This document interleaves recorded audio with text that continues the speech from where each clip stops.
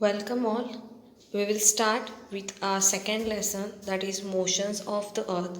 We have already studied about our first lesson, the earth and the solar system. We have seen how many planets were included in solar system, what were the heavenly bodies. We have also studied the description also about it. Okay, so we'll start with our next lesson, that is motions of the earth. Take a top, spin it and observe its movement. I think so you all have played with this top. Top means pavra which you play. Okay. So have you seen the movement? Yes, you can observe one thing that it rotates around itself. तो स्वतःच्या भोवती फिरत असतो. So the top turns around itself.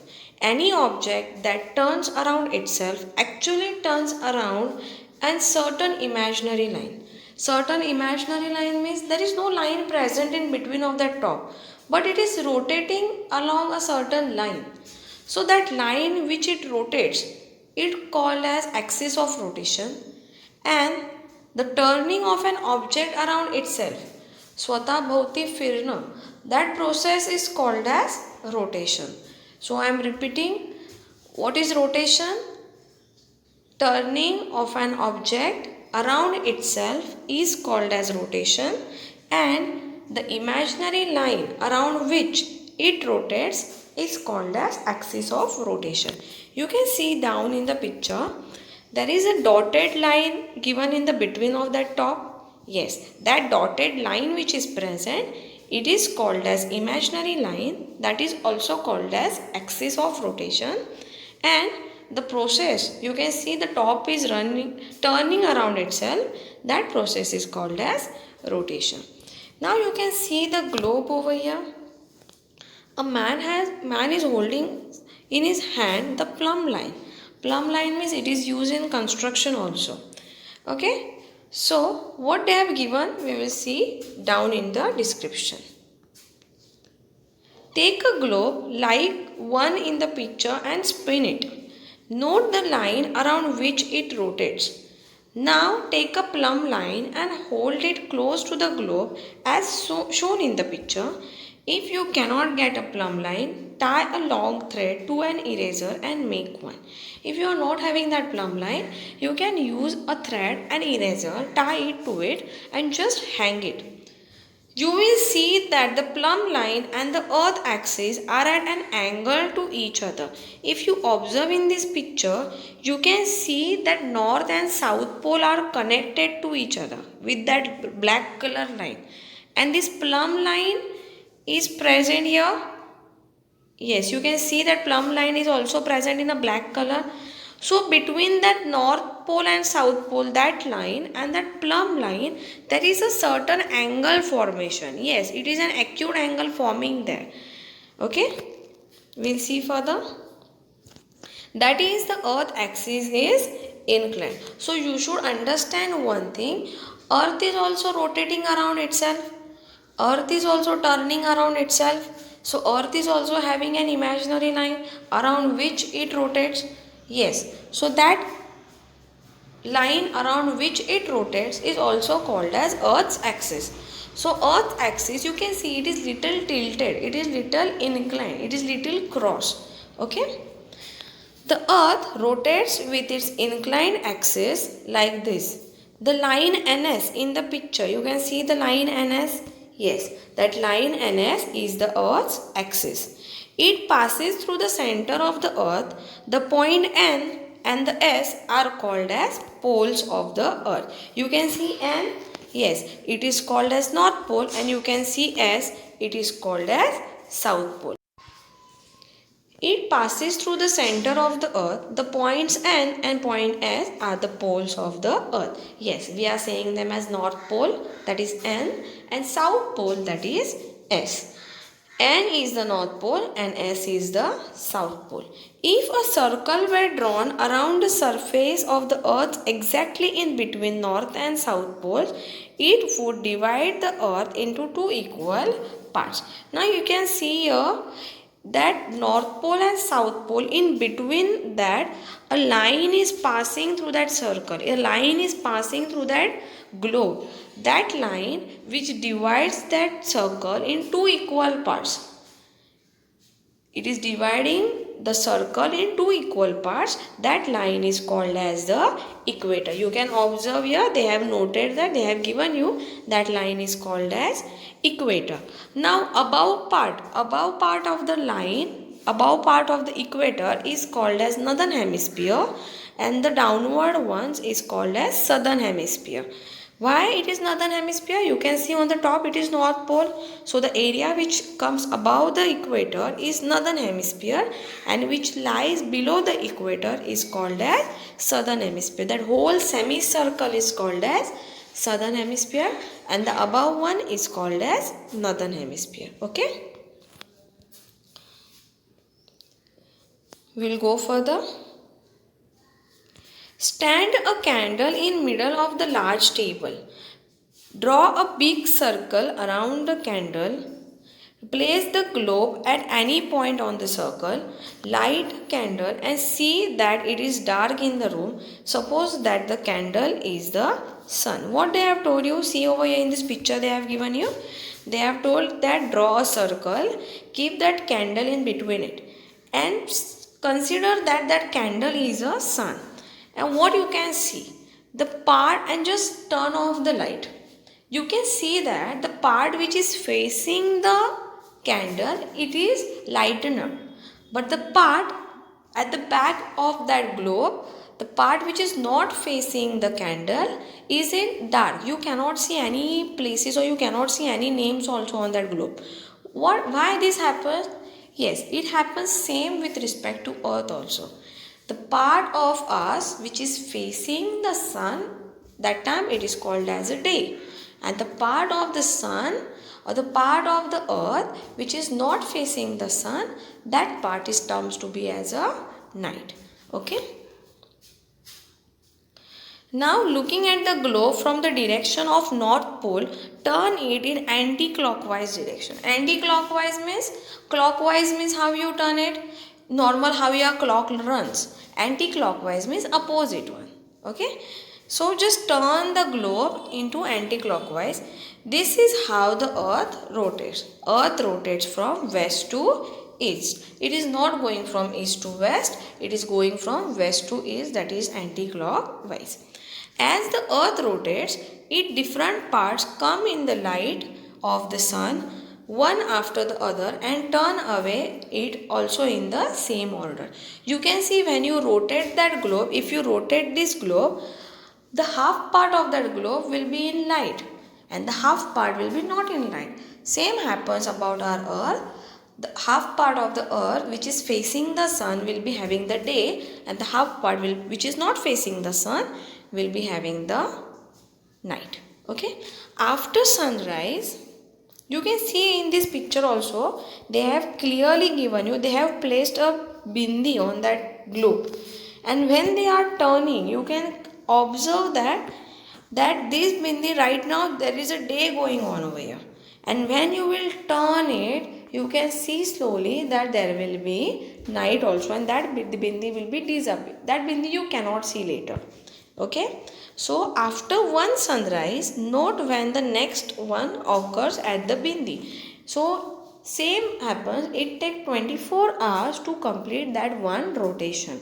How many hours it takes? Yes, it takes 24 hours to complete one rotation. This period of time that the earth takes to complete one rotation is called as day. So what is day? What is the definition of day? Yes, definition of day is the period or the time taken by earth to complete one rotation. Earth is completing one rotation. The time which it takes is called as a day. The time that earth takes to complete one rotation is called as a day. A day has two parts. One is daytime and another is night time. Simply we can say as day and night. For purpose of measuring time, we divide the whole day in how many hours? Yes, we divide the whole day in 24 hours, that are 24 parts. Okay, and that each part is called as an hour.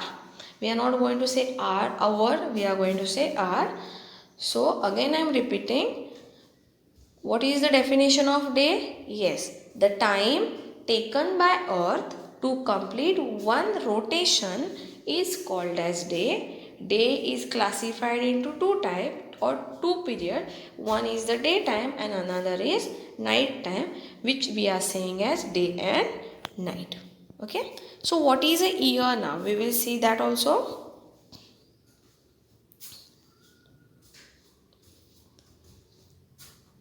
Now move the globe along the circle on the table. As you do this, keep rotating the globe and ensure that the axis does not change its orientation. Eventually, the globe will come back to its original place on the circle. What they have told you over here, they have told that just take that globe, while turning around itself, turn along with that circle which is drawn on that table. So when it will do this, it will complete one round and again it will come back to the same place. Do you agree to this sentence? Yes. That globe or that earth will complete one round and again it will come back to the same place right now where it is standing. Same happens about the earth. Earth also completes one round and come back to the same place. So that one round which it completes around the sun is called as the year. Okay, we will see that now also. This is how the earth revolves around the sun even as it rotates around itself. It is rotating also around itself, and along with that rotation, it revolves around the sun. That day on the first lesson when I was teaching you, I have told you स्वतः भोवती फिरतो, that is called as rotation. आणि जेव्हा दुसऱ्याच्या भोवती फिरतो, that is called as revolution. So जेव्हा पृथ्वी स्वतः भोवती फिरत असते, it is also turning around the earth, sorry, also turning around the sun. So that term or that part is called as revolution, and in simple terms it is called as 1 year. So the period of the time that earth takes to complete one revolution around the sun is called as 1 year. So what is the definition of year now?